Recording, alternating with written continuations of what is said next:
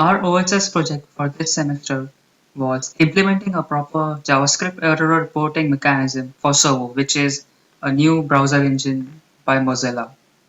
Currently, the SpiderMonkey JavaScript engine specifies a user-specifiable callback which throws an exception.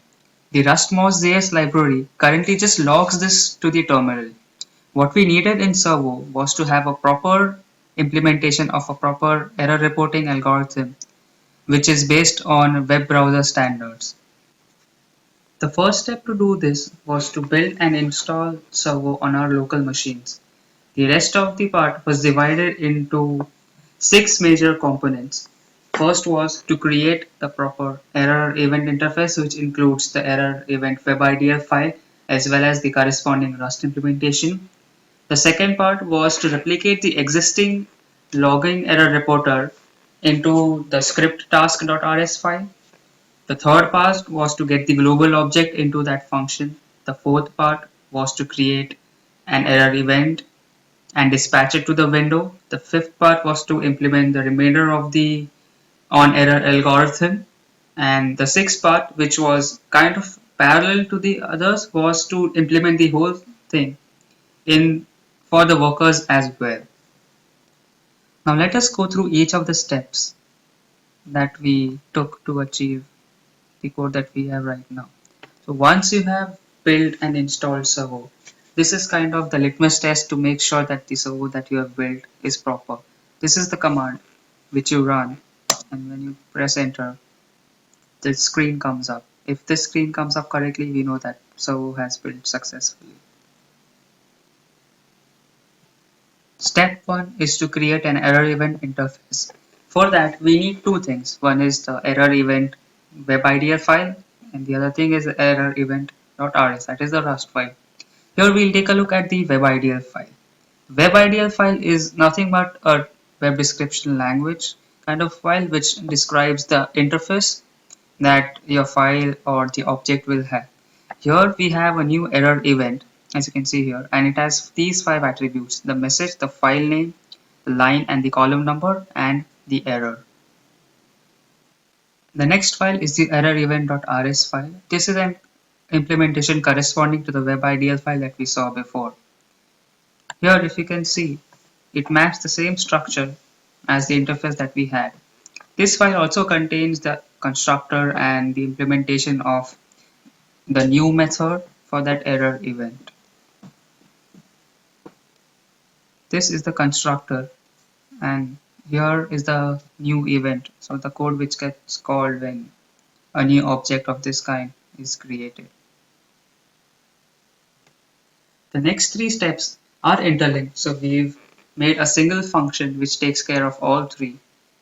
We have an report error function. What it does is every time an error is caught, it gets passed to this function, in which this function will extract whatever is important to us, namely the file name, line number, column number, etc. And then it will also get the global object and then create an error event and dispatch it to the particular window. Now we're also setting our default error reporter as our function out here in the code.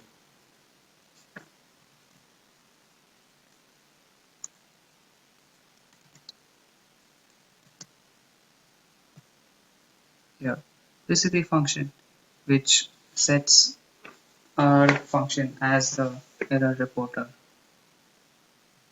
So let's move on to the workers implementation. Basically, workers are long-running scripts. Instead, the other part of the user scripts, it is different from that of the click of the mouse and etc.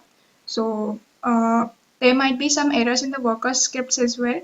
So the step which includes implementation of error events for the workers is present in these 3 files.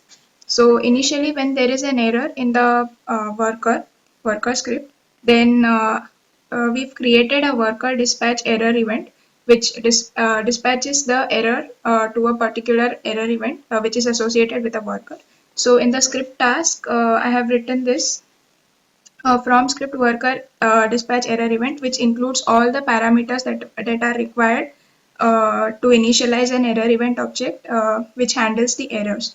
So this is the function that handles the errors. So after defining it in the script task, this is where it checks whenever this error event, whenever there is an error in the worker script.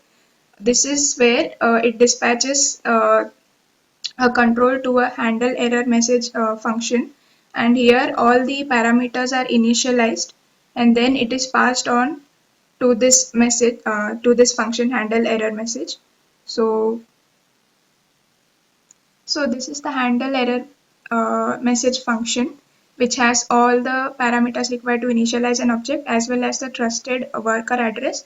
Trusted worker address, it's like it's useful for creating a trusted event.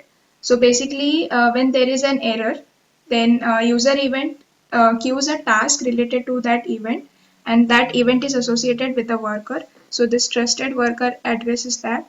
Then we initialize all the parameters with the all the variables with the parameters that we have received in this function, and then we create an error event object, and then an event is created which is dispatched using this function dispatch event with target. Now let us quickly run through a small example of seeing our error as it's caught by our own function. As you can see out here, this is clearly a runtime error as x is still null. Let's see if our error is being caught.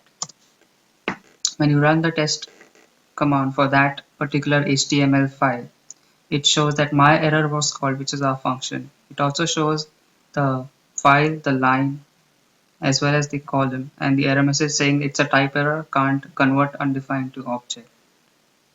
Finally, we'd like to wrap up by saying some of the things that we've learned in this project.